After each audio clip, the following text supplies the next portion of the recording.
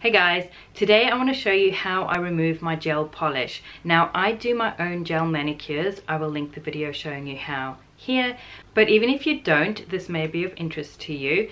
If you go and get a gel manicure regularly and have the old gel polish removed and then new gel polish put on, you're probably not going to need this. But if you're wanting to remove your polish before you have time to go and get your nails done, or if you've had a gel polish put on for a special occasion and then you don't want to have to go back to the salon to have it removed later, or you do your own gel polish like I do, then you're going to need to know how to take it off, and I'm about to show you. If your nails are getting damaged from removing or putting on gel polish, then the person doing it, whether it's you or someone at a salon or someone independent, they're doing it wrong. Your nails do not need to get damaged by gel polish. They shouldn't get damaged. I have very soft and at times brittle nails. They grow really fast, but they're not the strongest nails, and I don't sustain any damage to my nails from putting on or removing gel polish. If you do it carefully, then you won't damage your nails at all. If you're rough with them and you rush the process, then yes, you can damage your nails, but it doesn't need to happen. It shouldn't happen. So here is how I go about removing my gel polish. Gel polish can't be removed with regular nail polish remover. You're going to need acetone to remove it with. I buy Digger's brand acetone from my hardware store. It just worked out cheaper than buying it from the pharmacy. And I've put it into a pump bottle, so it's just easier for me to use. You're also going to need a buffer or some kind of file. This one has a rough side and a finer side. I got this from AliExpress, and I'm just going to use that to kind of break open the top of the top coat, just to allow the acetone to penetrate in. They just soak off much quicker if you do that, although you don't have to do that. I'm going to use this metal cuticle spoon, also from AliExpress, to scrape off the softened gel polish once the acetone has had time to work. But to do the actual soaking, I'm going to pull apart cotton balls. You don't need an entire ball per nail. I'm going to saturate it and then put it on the nail and leave it on for about 10 minutes. There are different ways of holding the cotton pad on there. You can get proper foil wraps, and on them they've got a little cotton pad, and you put your acetone on that and wrap it onto your finger. You can make your own wraps using cotton ball or cotton pads and, you know, just regular tin foil. I have bought these clips, which just make it a little bit easier for me to just clip on and then leave them to soak and then clip off again. They're reusable. They're not going to cost me money every single time. Also from AliExpress. I will link everything down below. I will also link similar products on Amazon if you prefer to use Amazon. Now, the gel mani that I am soaking off today has been on my nails for 12 days. And this is the amount of growth. I usually like to do them once a week. My nails grow really fast and I don't like having that big gap at the cuticle. They've lasted pretty well. I scraped this on something metal on the side, but other than that, the only wear is that it's worn off on the capped edge on the front. And yesterday on day 11, this one chipped when I was doing some rough gardening. I'm very hard on my nails, and I usually get at least a week out of my manis. They can go up to 2 weeks, but because my nails grow fast, I usually want to cut them after a week, so it's time to soak them off. This nail also broke, so I kind of had to file that.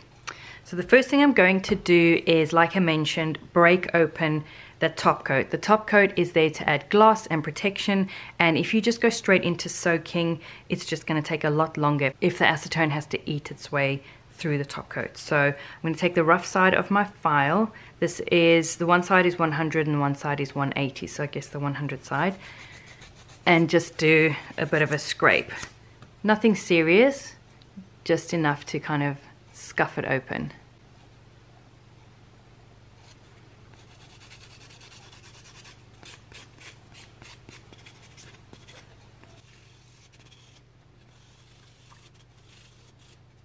Okay, once I've done that, I can apply my acetone. So I'm just going to pull a little ball and make sure that's nice and saturated with acetone, so it's sopping wet. Put that on the nail and place a clip over. And make sure it's kind of squished down onto there. Just repeat that for all of the nails.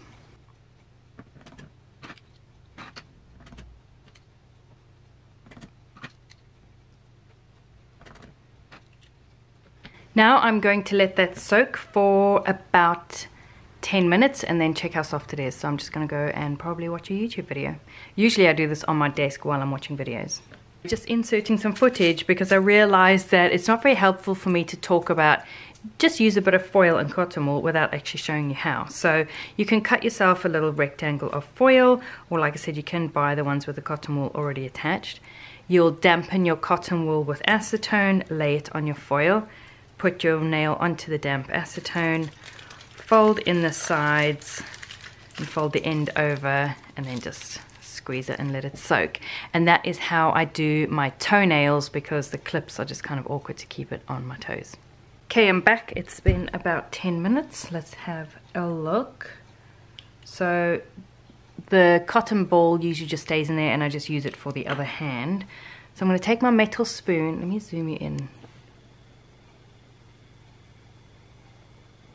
You can see it started to kind of flake and lift.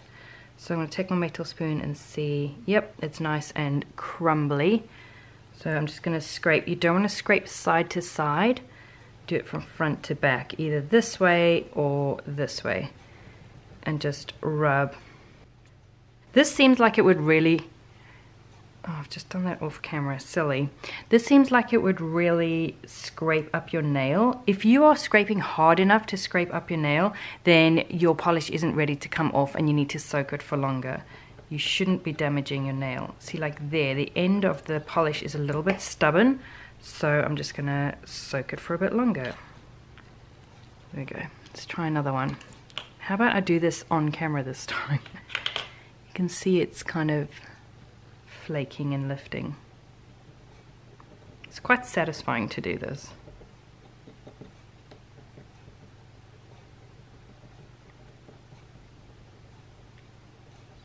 You can use this end as well to kind of get in there and scratch it off.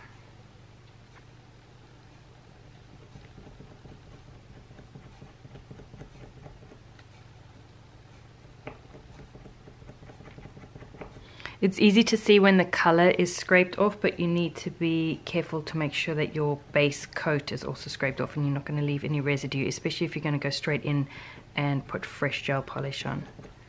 There you go. It's just that easy.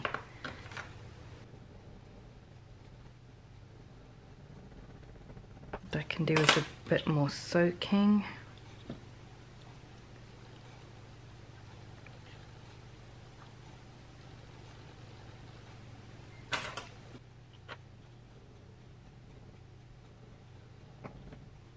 I can just see the light is catching the base coat here. It's slightly shiny. That's how you can tell if you've got all of it or not. Just kind of move it in the light and you'll see it looks like clear nail polish if you've still got a bit of base coat lingering. And then just scratch it off.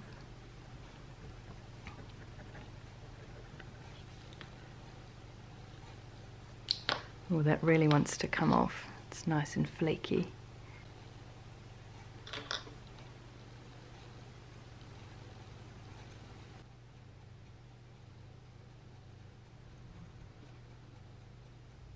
When you've finished removing your gel polish, you can take the smoother side of your buffer and just give it a light buffing if you want to. I don't usually find that it's necessary.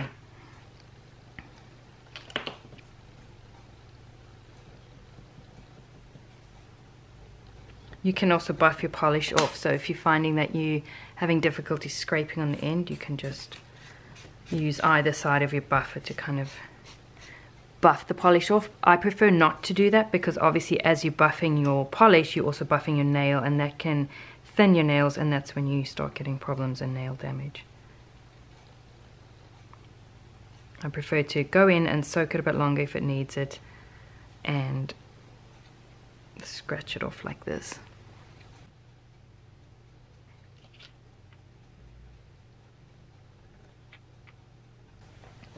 There you go, that's how easy it is to remove your gel polish.